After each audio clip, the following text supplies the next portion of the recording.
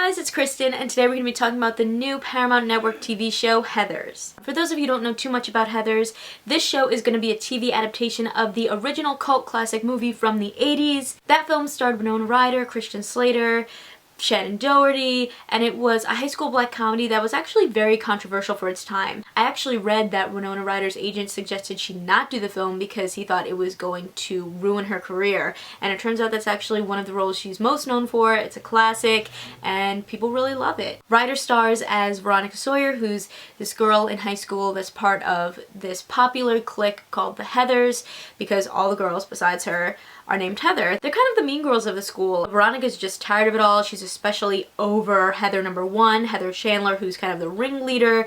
She is all powerful. She can ruin your whole life with a few words and there's no coming back from it. There's this new guy in school named JD who's played by Christian Slater, and he is very mysterious. Nobody knows a lot about him, but he and Veronica really connect, and she thinks that he really understands how she feels about high school. They end up deciding to join forces and plot revenge against some of the people they feel have wronged them at school, like Heather Chandler and some jocks named Ram and Kurt. And it all kind of starts out as like, oh, this is going to be a prank that's going to scare them, but it ends up turning really deadly, and it turns out that JD is a crazy person and you can't trust him. So that's kind of like the story of what Heathers is about. There's also an off-Broadway adaptation of the movie and people just love it. It's a cult classic. It's a fan favorite, and I think that the show has a lot to live up to. With this new adaptation, it definitely seems like they're going for a younger audience. They're changing things up, swapping things around, definitely modernizing it. In this series, the kids that would normally be the popular ones are actually not, and the kids that would normally be the outcasts are kind of the queen bees of the school. You have this group of Heathers that's very different from the original. There is Heather Chandler, who is played by Melanie Field, and she is the body positive bad girl. You know, she's the ringleader. Then you have Heather Duke, played by Brendan Scannell, and that character is genderqueer. And then you have Heather McNamara, played by Jasmine Matthews, and she is a black lesbian. And in this story, our Veronica, played by Grace Victoria Cox, is very beautiful, blonde, rich. She was a cheerleader. So it's really switching that story around a little bit. Instead of our typical mean girls, we have these kind of fashionable, bougie, politically correct bullies. You know, it's really taking PC culture and putting it to a really huge extreme. And I'm not sure how I feel about the switcheroo yet. I do think it could be an interesting concept, but in this first episode alone, I really was interested in Veronica, and I was really interested in Heather Chandler. I thought those two actresses did a really great job. Specifically, Melanie Field as Heather Chandler is really strong. The other characters, though, I haven't been that impressed so far. So, you know, hopefully they step up the game for the rest of the season. I was also thinking about the outcasts are the popular ones at the school,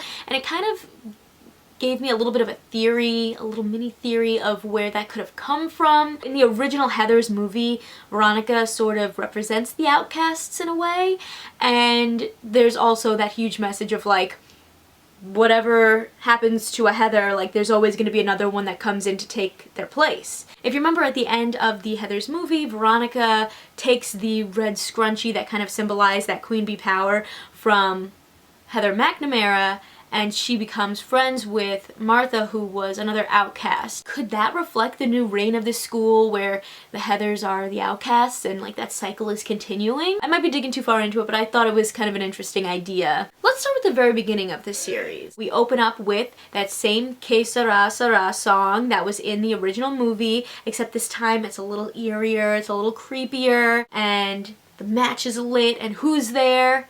Shannon Doherty. That was really cool. So Shannon Doherty makes a guest appearance in this episode. She is of course an original Heather from the movie. You see her complete with a red scrunchie. She lights that house on fire. She's standing at the window looking down.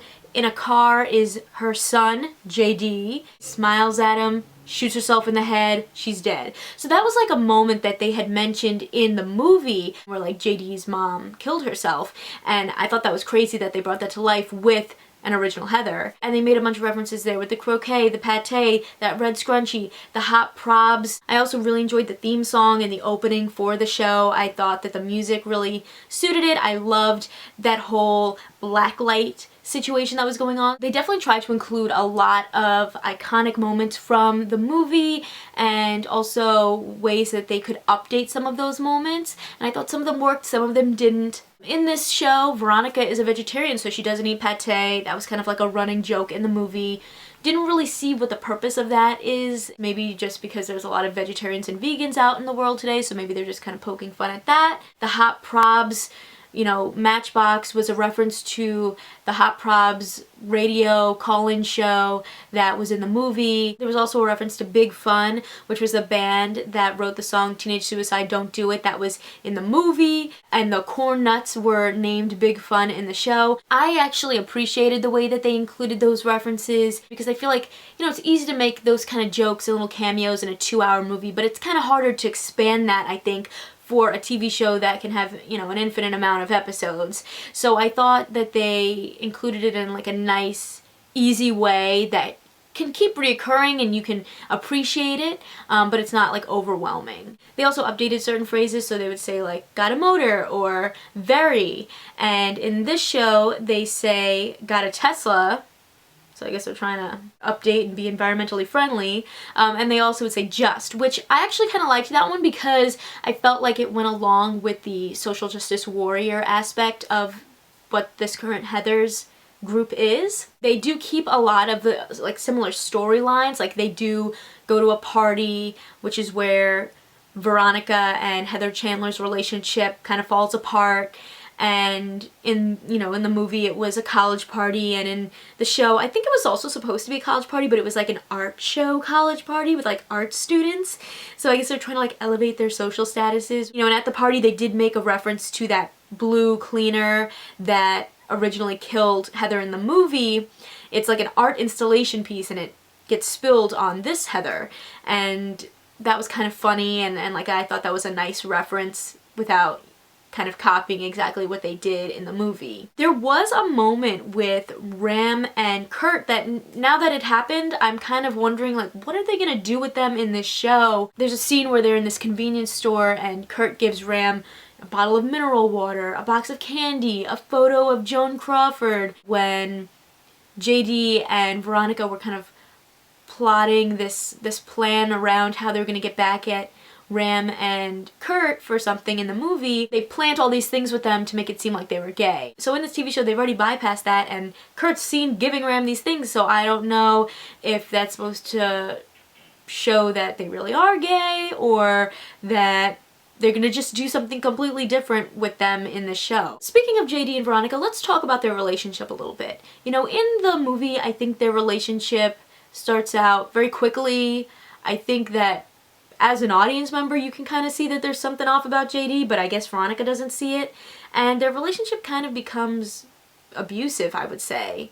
And in this show, I feel like JD is a bit weak right now, like a bit weaker of a character. I'm not sure if they're just trying to really show Veronica and JD getting to know each other, and we're kind of on that journey, and maybe we're supposed to feel like, oh, can we trust JD? And then he'll kind of turn around and it'll turn out he's crazy. But JD doesn't seem as crazy as he was in the movie. I think it might just be that his acting's not coming across. It's not reading JD. I also think after Heather Chandler's death that Veronica seems like she feels a lot more guilty in the TV show than she ever did in the movie. So that's like an interesting layer to add to this character. So yeah, I do think that they put a lot of effort into including shoutouts from the original movie, but I think the way that the execution was done kind of left me feeling a little bit mixed. There were, though, 3 scenes in this show that I loved, that I felt like took this show from to wow, this really has potential.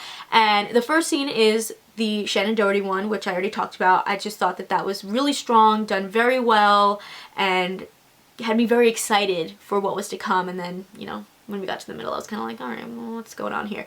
But the very end, there's 2 other scenes that I thought really made up for what was going on in the rest of the episode and had me intrigued to find out, whoa, what's gonna go on next? I need to watch more. The other two scenes are huge spoilers, so I will give you a second right now to make your decision whether you want to pause right here, keep going, you don't care. You have 5, 4, 3, 2, okay.